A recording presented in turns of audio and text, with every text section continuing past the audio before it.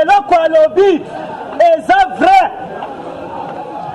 po bato ebele bato ya UDPS ebele toza na complexe na eloko wana. UDPS viva viva. Est-ce que nana koyebisanga coalition différence ya coalition na coalition cohabitation nana koyebisanga UDPS viva parce que coalition biso tosali ezali que tozo diriger ensemble. C'est ça la coalition. UDPS viva bango baza majorité na parlement, biso tozali majorité na présidence. UDPS viva nde eloko oyo esalaki confusion entre Lumumba na Kasavubu. Boyebi yango soki Félix azalaka mayele te UDPS viva ntango tobandaki kochate awa président aza na pouvoir ya kodessoudre parlement, c'est bien sûr. En politique c'est bien sûr. Mais bango pe baza na pouvoir ya kodessoudre institution. UDPS viva parce que bango baza majorité na parlement, biso toza na majorité présidentielle. Nda Félix tel que sage qu'il est atali que non ekopé sa crise na mboka eloko nini nakoki kosala efo tosala coalition po ete todiriger ensemble. UDPS viva viva bozokanga bien oui. Parce que politique eza passe oh Félix akei boy oh Félix azoya boy eza malamu mais Félix azali Moïse non azali Josué. UDPS viva yende azomema baisraélien na Kana atali ke non po ete mboka oyo nabimisango na libulu elifo na luka lolenge nini ya komanipule bato oyo. UDPS viva je pense bolandaka secrétaire général soki Félix asalaka coalition te biso tolingaki tozwa ata ministère mibale te boyebi yango. UDPS viva. Mais pourquoi Salomon d'Afrique a accueilli plus loin? Il y a qu'on racheter ceux qui veulent 3 postes ministères. Vous avez UDPS viva. C'est ça la politique, non?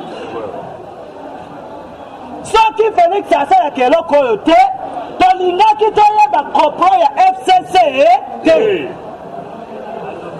Tango toyaka toyaka kosala politique. Tango toyaka wa tozosala ba animation te. École du parti eza parlementaire debout. Tango ye awe foza na ba nerf solide pour comprendre qui est politique. UDPS viva. La politique n'est pas l'intellectualité. La politique c'est la sagesse. UDPS viva. Parce que politique est ce que les non intellectuels, on sait la politique, mais les bachadeurs de base, on sait la foufoute. UDPS viva. Nani ayebi cadre ya Shadad. Azalaka nani? Non. Cadre académique na ye, nani ayebi yango?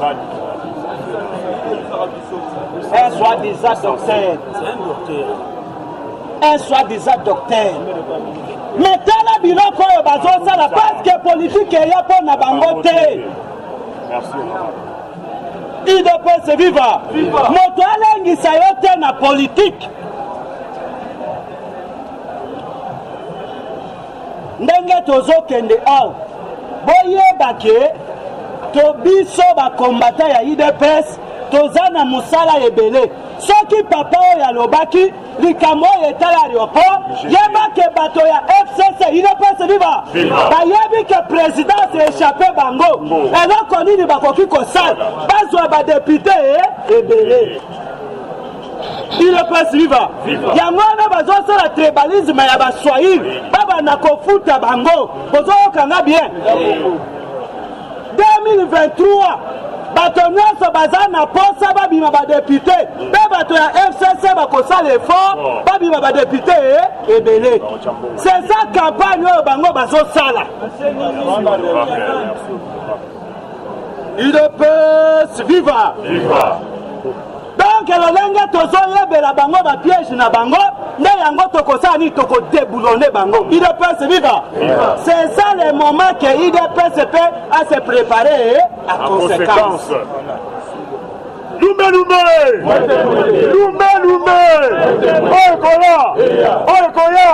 Oekoya IDPS viva.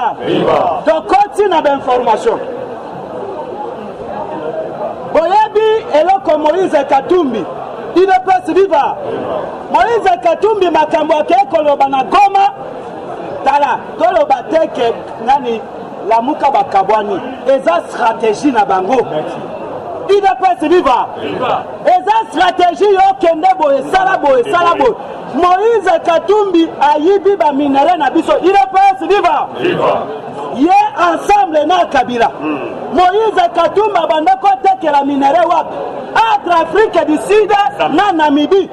IDPS viva. Marché central ezalaki wana.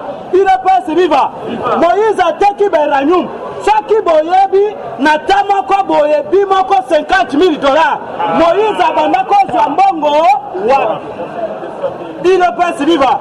Menata ya Moïse nazali ko répondre Moïse. Nata na yeba soda babandako zwa $60,000. IDPS viva. Pourquoi ya bandaki ko bakisela bango te? Lelo soda kumozwa $300,000. IDPS viva. Le chef de l'État a lobby et kozala progressivement. Donc tozokende lentement et sûrement. Nanu bayebi donc monta fixe ya soda IDPS viva.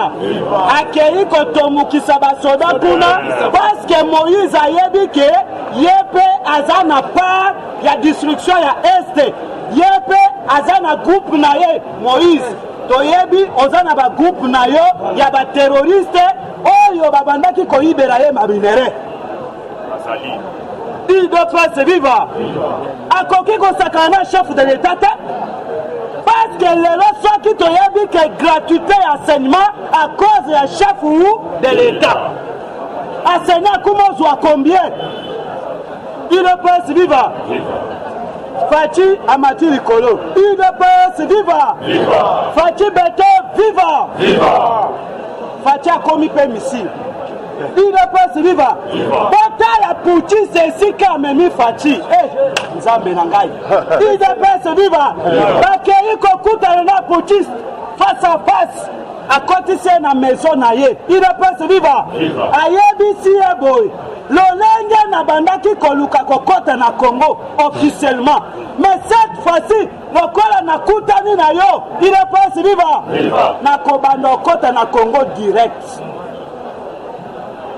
Na kokota na fenêtre lisusu. IDPS viva. Quel président africain oya kei kokata ba blanche oya ba terroriste na monde. Le seul kaka Salomon d'Afrique Fati IDPS viva. Omoni ndanga akati Bill Gates. Bill Gates akokene na Rwanda lisusu te. IDPS viva. Akei pe lisusu utise lokola ozwaka ba matière oyo basala ka basime ya telefone. IDPS viva. Yake pa nanga zwa ndenge olingi. IDPS viva. Esika batikaki mwasi ya président bamemi président ye moko IDPS viva. Oyokaki nani Kamere na Zambie ayebisi président nini oza mwana ya Lyon yopo komi Lyon. IDPS viva. Lyon bimeli bango Kamere azongi sim facha ye a Lyon oza nini ya karese yango. IDPS viva. Lyon ya mystique. IDPS viva. Pabatala ke facha komi musika. Esika facha kei pokuta na président ya Serbie. IDPS viva. Serbie wana na Europe babanga kango makasi. IDPS viva. Makei kokata balienyo sur Serbie contre Joseph Kabila. Tango facha lobi ke na ko déboulonner système. Bato ebele bandako comprendre te eza langage politique eza système idps viva kabila tikali mbeya beko tolobelaka kabila te kabila aza lisusu eloko te idps viva Tshisekedi a dit ceci ngai nazobundisa individu kabila mais nazobunda na communauté internationale.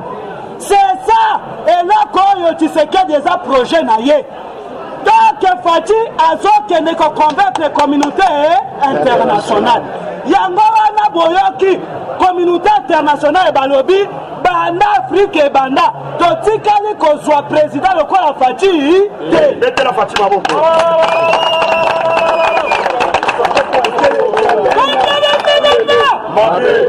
UDPS viva ozoyoka président américain très orgueilleux alobi non tous les discours oyo passé na assemblée générale ya ONU laissez les discours oyo naza satisfait eza kaka ya président Fachi UDPS viva oyoka pere japonais alobi nini alobi banda nakutana na baprésident africain nanu natikali koloko nayoka epa na yo te donc oza lokola bamosusu wana te banda nango bamédiocre UDPS viva oyoka Puchis alobi nini Puchis alobi boye vraiment c'est un homme que nous avons cherché ça fait longtemps grand décideur du monde bazoloba ke moto to banda koluka banda kala UDPS viva amemi ye kuna bake kobeta masolo ya bana nzambe UDPS viva Fachi pe atei Puchis parce qu'il est pasteur président UDPS viva tala nayebisaka bino na monde na biso wana soki olobi ate okeye epai ya nganga ya haut niveau sala expérience wana luka nganga zala na conviction UDPS viva ntango azosala baceremonie na ye soki olobi au nom de Jésus nazoyebisa yo nganga akopakasa mbangu UDPS viva les simple fait ya Fachi kotika mboko na maboko ya nzambe bozoyeba te biso tokomi pembeni ya terre promise lolenge nini kongola azoluka tozonga na Egypte lisusu à cause ya souffrance UDPS viva kala mingi te tozolia bamani kala mingi te bamiele ezokoya kala mingi te tozokoma na terre promise UDPS viva ozala nde na patience muke UDPS viva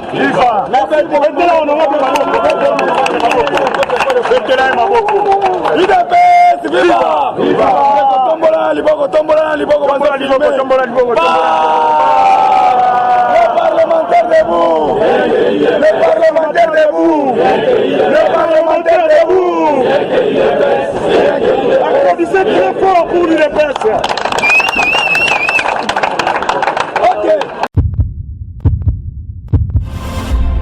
Faire parler de vous. Confiez-nous votre image et laissez-nous la transformer en une identité forte grâce à un accompagnement sur mesure et un suivi personnalisé. De la communication institutionnelle au marketing politique et commercial, Eshima Magazine apporte des solutions de communication à tout type d'entreprise, institutions ou personnalités. Notre parfaite connaissance des outils de l'information et de la communication, mais aussi notre expertise, sont des atouts pour vous conseiller en proposant des solutions efficaces afin de rendre votre communication adaptée, maîtrisée, attractive et persuasive. Tout un champ des stratégies de communication. Magazine congolais d'information générale, Eshima Magazine bat au rythme de l'actualité. Impartial, documenté, instructif, Eshima au cœur de l'info. Communiquer de manière impactante nous exige une analyse approfondie de besoins, des objectifs et des cibles. Eshima Magazine assure l'intégralité de la promotion de vos projets, de leur conception à leur réalisation. Conseil en stratégie de communication et publicité, désir de partager, ambition de convaincre. Faites-nous confiance.